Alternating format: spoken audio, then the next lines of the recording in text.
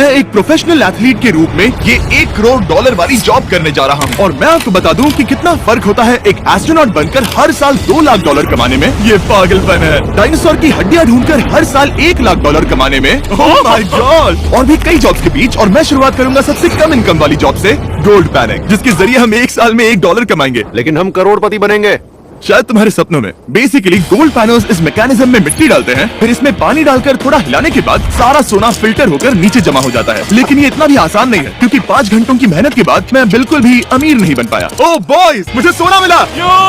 इसकी क्या कीमत होगी? करीब 2 सेंट। यही तो मैं कह रहा था। इसे 1 साल तक करने के बाद भी आप $1 ही कमाएंगे। लेकिन लकीली हम ऐसी नौकरियां करने जा रहे हैं जिसमें हम 1 साल में $10 मिलियन तक कमा पाएंगे। चलिए देखते हैं ऐसी नौकरी करना कैसा लगता है जिसमें हर साल $1 लाख मिलता हो।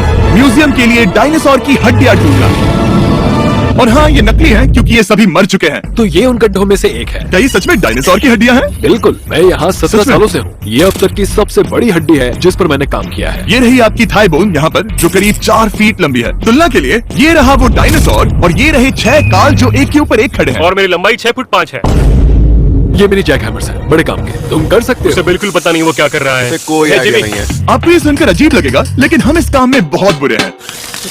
संभल कर। 5 घंटे की मेहनत के बाद भी हमारी प्रोग्रेस ना के बराबर थी, लेकिन हमारे इस धीमी गति के बावजूद एक्सपर्ट की मदद से हम आगे बढ़ रहे थे। मैंने अपने पूरे करियर में इससे बड़ी हड्डी पर कभी काम नहीं किया। और आपने मुझे और काल को इसे छूने दिया? बिल्कुल। हमने गड़बड़ कर दी तो?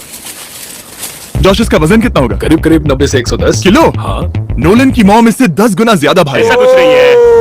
अब क्योंकि ये हड्डी इतनी प्राचीन है, हमें इसे उठाने से पहले पीओपी से ढकना होगा, वरना इसके 2 टुकड़े भी हो सकते हैं। उम्मीद है उठाते वक्त ये टूटे नहीं। 1 2 3 दम लगा के निशा। बहुत अच्छे। आज पहली बार इंसानों ने इस हड्डी को उठाया है, वो भी कुछ यूट्यूबर्स ने। यकीन नहीं होता। टेबल के ऊपर रखो। तैयार? 1 2 बहुत अच्छे। हाथ संभाल कर काल। और मानो या ना मानो, ये डायनासोर की हड्डी वाकई में एक म्यूजियम में रखी गई। लेकिन क्योंकि म्यूजियम्स बोरिंग होते हैं, आइए नासा में एस्ट्रोनॉट ट्रेनिंग की $2 लाख वाली नौकरी करते हैं। और मेरा पहला मिशन था उनके ऑफिशियल लूनर रोवर को चलाना सीखना। एक दिन ये रोवर चांद पर होगी, है ना? हाँ, हम चांद पर घूमने के लिए इसी का इस्तेमाल करेंगे। ये लोग मुझे ये चलाने क्यों दे रहे हैं? दरवाजे खोल दो। इसे कैसे चलाते हैं? इस डंडे को आगे धकेलो। अभी? हाँ, धकेलो। जिमी, हमें मारना मत। मुझे डर लग रहा है। आते रहो। ओह, ये तो कमाल आप का इसे घुमाओ। दाइयों? कहीं भी घुमाओ, मुझे फर्क नहीं पड़ता। ओह माय गॉड, यहाँ गाड़ियाँ हैं। क्या इस सड़क पर चला सकते हैं? यहाँ तो चला ही सकते हैं। ओह, बहुत मजा आ रहा है। तुम टेढ़ा क्यों चला रहे हो? मुझे नहीं पता इसे सीधा कैसे किया जाता है। हालांकि मैं इसे ऐसे चला रहा था जैसे मैंने पी रखी हो। मैं सबको नासा के लूनर ट्रेनिंग यार्ड तक पहुंचा पाया, जहां इसकी असली परीक्षा होगी। ओह, हम ऑफ रोड जा रहे हैं। ये रास्ता ऊबड़ खाबड़ है। तुम मुझे इसे ढलान के नीचे उतारने दे रहे हो? क्या इस मशीन के अंदर सीट बेल्ट? यहाँ पर एक सीट बेल्ट है जिसका हम इस्तेमाल नहीं करते। इनके पास सीट बेल्ट है लेकिन ये लोग पहनते नहीं। क्या अजीब। क्या हम सच में नीचे जा रहे हैं? क्या अब मैं सीट बेल्ट पहन सकता हूँ? My God! हम टेढ़े होकर ढलान उतर रहे हैं। नहीं जिमी। हाथ उठाओ ताकि उन्हें पता चले कि मैं चला रहा हूँ। वाह, इन्होंने तो सच में उठकर पीछे चला जाए। नहीं, ऐसे चलाना ठीक रहेगा? मुझे पकड़ो गार्ड, पकड़ो मुझे। लेनिन, तुम चांद पर सर्वाइव नहीं कर पाओगे।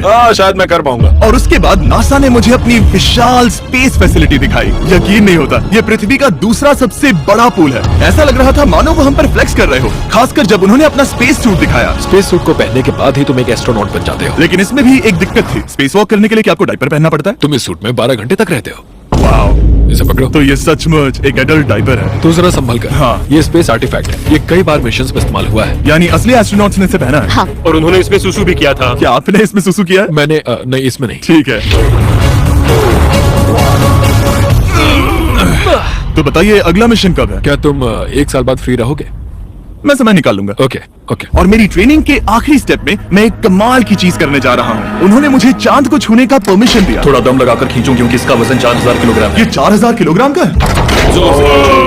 ये कमाल। पूरी दुनिया में इससे बड़ा मून रॉक कलेक्शन कहीं भी नहीं है। यकीन नहीं होता वो हमें ये करने दे रहा है। तुम जानते हो ना, हम बस एक यूट्यूब चैनल है।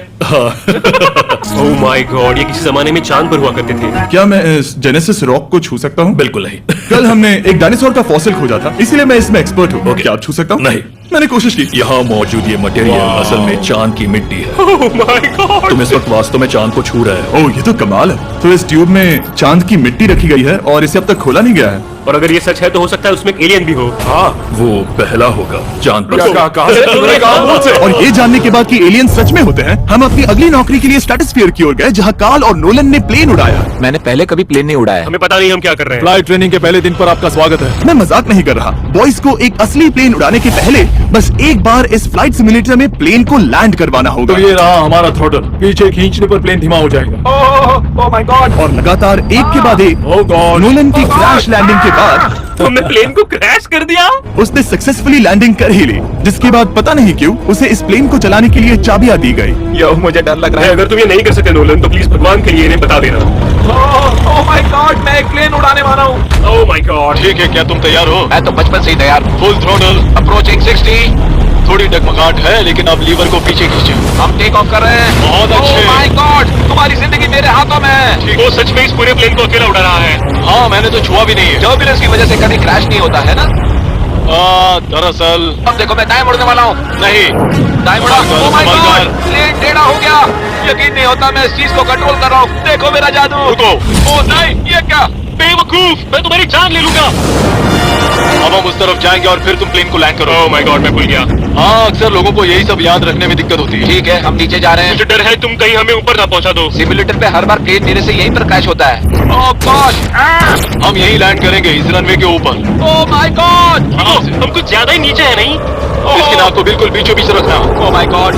आराम से अपना हाथ थ्रॉटल पर रखो। लेवल पीछे खींचने से पहले थोड़ा इंतजार करना। लंबी सांस लो। बहुत अच्छे। हमने लैंड कर दिया। तुमने कर दिखाया। मैंने प्लेन लैंड किया। Oh my God! इससे काम मैं नहीं कर पाऊंगा, लेकिन हम जिंदा है। तुमने मुझे नहीं मारा। मैं हैरान हो गया जब मुझे पता चला कि आप हर साल 10 लाख डॉलर कमा सकते हैं हैंड मॉडलिंग में, लेकिन सिर्फ तभी जब आप दुनिया के सबसे महंगे हैंड मॉडल्स में से एक हो। ये लोगों को अपने हाथों की तस्वीरें लेने की परमिशन देकर एक डॉक्टर की सैलरी से 5 गुना ज्यादा कमा लेती है। और इनका रेज्यूमे कमाल का है। इन्होंने लगभग हर जाने माने ब्रांड के लिए हैंड मॉडलिंग की है। इन्होंने अपने हाथों के लिए 10-10 लाख